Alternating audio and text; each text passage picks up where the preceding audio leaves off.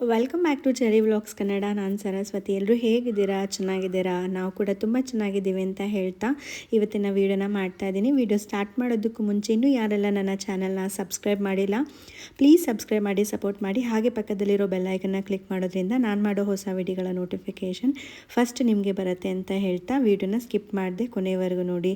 ಇವತ್ತಿನ ಈ ವಿಡಿಯೋದಲ್ಲಿ 2025 ಅಕ್ಷಯ ತೃತೀಯ ಅಥವಾ ಬಸವ ಜಯಂತಿ ಯಾವ ದಿನಾಂಕದಂದು ಬಂದಿದೆ, ಹಾಗೆ ಯಾವ ಸಮಯದಲ್ಲಿ ಪೂಜೆನ ಮಾಡಬೇಕು, ಹಾಗೆ ಯಾವ ಶುಭ ಮುಹೂರ್ತದಲ್ಲಿ ಚಿನ್ನವನ್ನು ಖರೀದಿ ಮಾಡಬೇಕು, ಹಾಗೆ ಯಾವ ವಸ್ತುಗಳನ್ನ ಖರೀದಿ ಮಾಡಬೇಕು, ಹಾಗೆ ಯಾವೆಲ್ಲ ವಸ್ತುಗಳನ್ನ ಈ ದಿನ ಖರೀದಿ ಮಾಡಬಾರ್ದು. ಅದು ಅಲ್ಲದೆ ಆ ದಿನ ಸಾಕಷ್ಟು ಶುಭ ಕಾರ್ಯಗಳನ್ನ ಮಾಡಬೇಕು ಅಂತ ಅಂದ್ಕೊಂಡಿರ್ತೀರಾ.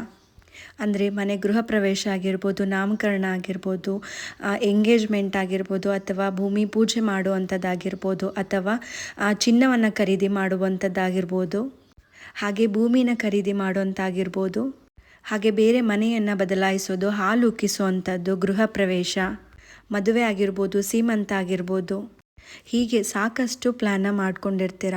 ಈ ದಿನನೇ ಮಾಡಬೇಕು ಅಂತ ಖಂಡಿತವಾಗ್ಲೂ ಮಾಡಿ, ತುಂಬಾ ಒಳ್ಳೆಯದು. ಅದರಲ್ಲೂ ಈ ವರ್ಷದ ಅಕ್ಷಯ ತೃತೀಯ ಒಂದು ರಾಜಯೋಗದಲ್ಲಿ ಬಂದಿದೆ, ಹಾಗೆ ಒಂದು ಒಳ್ಳೆ ನಕ್ಷತ್ರದಲ್ಲಿ ಬಂದಿದೆ ಅಂತ ಕೂಡ ಹೇಳ್ಬೋದು. ಯಾರೆಲ್ಲ ಶುಭ ಕಾರ್ಯಗಳನ್ನ ಮಾಡ್ತಾ ಇದ್ದೀರಾ, ಯಾರೆಲ್ಲ ಹೊಸ ವ್ಯವಹಾರಗಳನ್ನು ಶುರು ಮಾಡ್ತಾ ಇದ್ದೀರಾ, ಎಲ್ರಿಗೂ ಕೂಡ ಒಳ್ಳೆಯದಾಗಲಿ ಅಂತ ನಾನು ಆ ತಾಯಿ ಮಹಾಲಕ್ಷ್ಮಿನ ಕೇಳ್ಕೊಳ್ತೀನಿ. ಬನ್ನಿ ಈ ದಿನದ ಬಗ್ಗೆ ಮಾಹಿತಿನ ತಿಳ್ಕೊಳ್ಳೋಣ. ವೈಶಾಖ ಮಾಸದ ಶುಕ್ಲ ಪಕ್ಷದ ತೃತೀಯ ತಿಥಿಯಂದು ಆಚರಿಸಲಾಗುವಂತಹ ಶುಭ ದಿನ ಈ ಅಕ್ಷಯ ತೃತೀಯ. ಈ ದಿನ ವಿಷ್ಣು ಮತ್ತು ಲಕ್ಷ್ಮಿಯನ್ನು ಪೂಜೆ ಮಾಡುವಂಥದ್ದು, ಹಾಗೆ ಚಿನ್ನವನ್ನು ಖರೀದಿ ಮಾಡುವಂಥದ್ದು, ಹೊಸ ಕಾರ್ಯಗಳನ್ನು ಆರಂಭ ಮಾಡುವಂಥದ್ದು, ದಾನವನ್ನು ಮಾಡುವಂಥದ್ದು ಅತ್ಯಂತ ಶುಭಕರ.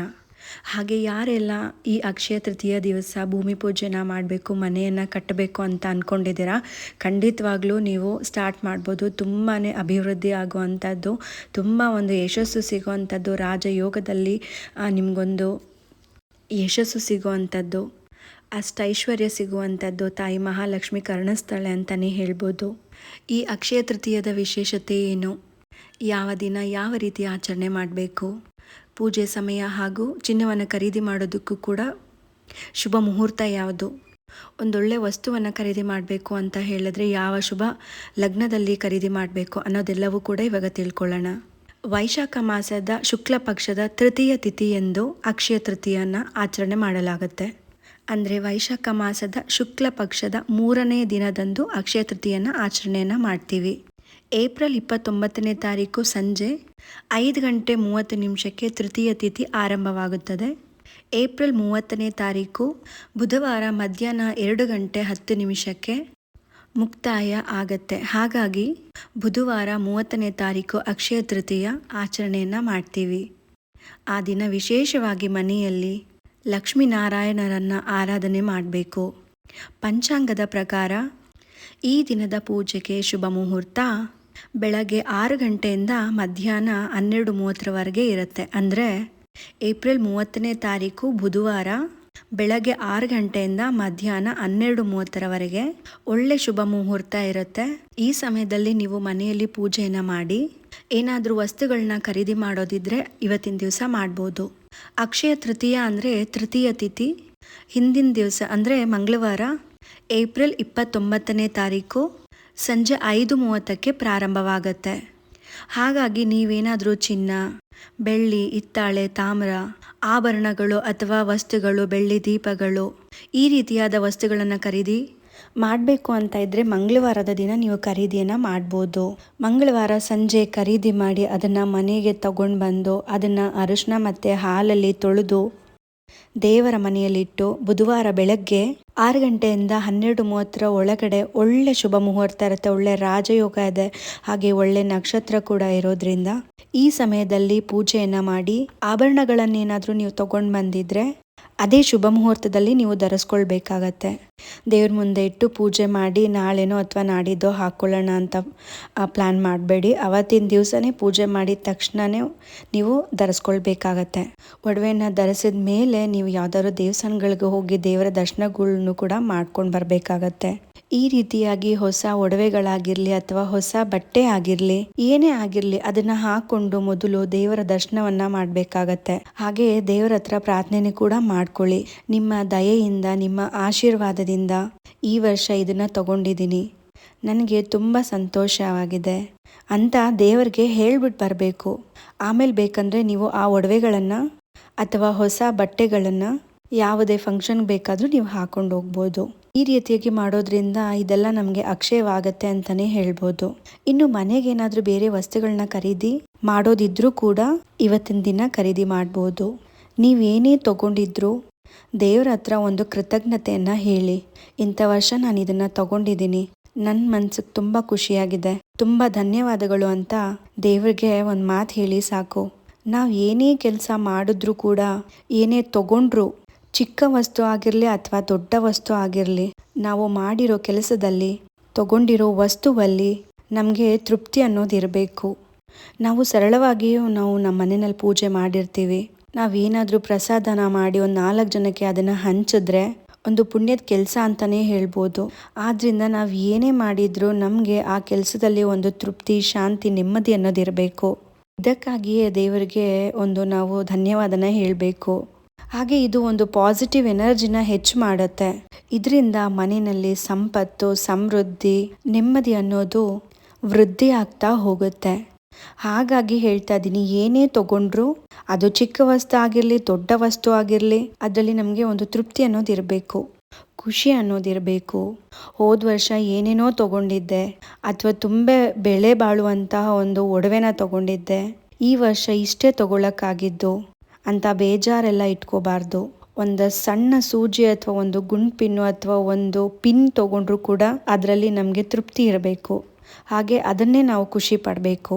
ಈ ಸಣ್ಣ ವಸ್ತುಗಳು ಕೂಡ ನಾವೇನು ತೊಗೊಂಡಿರ್ತೀವಿ ಅದು ಕೂಡ ಒಂದು ಮಹಾಲಕ್ಷ್ಮಿ ರೂಪದಲ್ಲಿ ನಮ್ಮ ಮನೆಗೆ ಬಂದಿರುತ್ತೆ.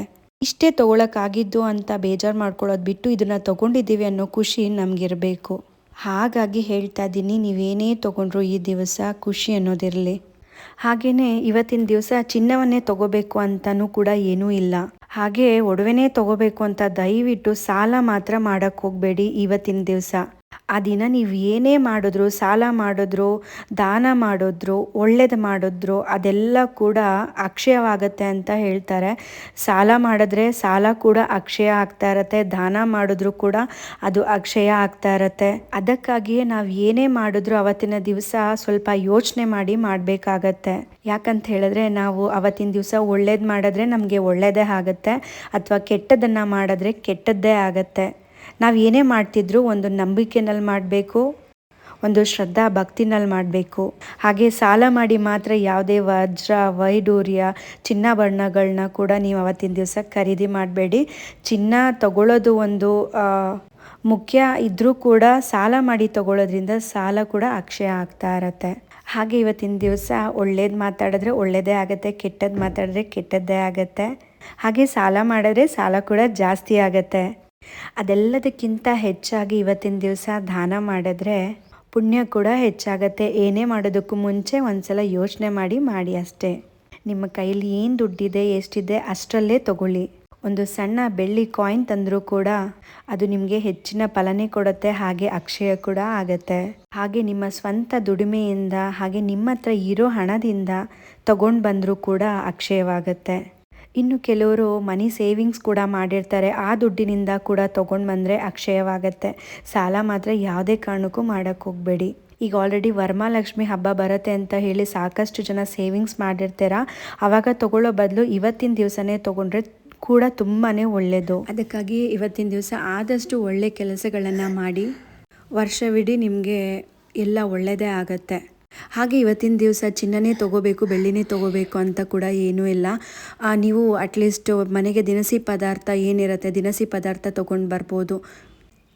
ಅಕ್ಕಿ, ಬೆಲ್ಲ, ಬೇಳೆ, ಉಪ್ಪು, ಅರಿಶಿಣದ ಕೊಂಬು, ತುಪ್ಪ, ಡ್ರೈ ಫ್ರೂಟ್ಸು, ದೇವರ ವಿಗ್ರಹಗಳು, ದೇವರ ಪೂಜಾ ಸಾಮಗ್ರಿಗಳು, ಹಾಗೆ ಒಂದು ರೇಷ್ಮೆ ಸೀರೆ, ಈ ರೀತಿಯಾಗಿ ನಿಮ್ಮ ಹತ್ರ ಏನು ಸಾಧ್ಯ ಇರುತ್ತೆ ಅದನ್ನು ಖರೀದಿ ಮಾಡ್ಬೋದು.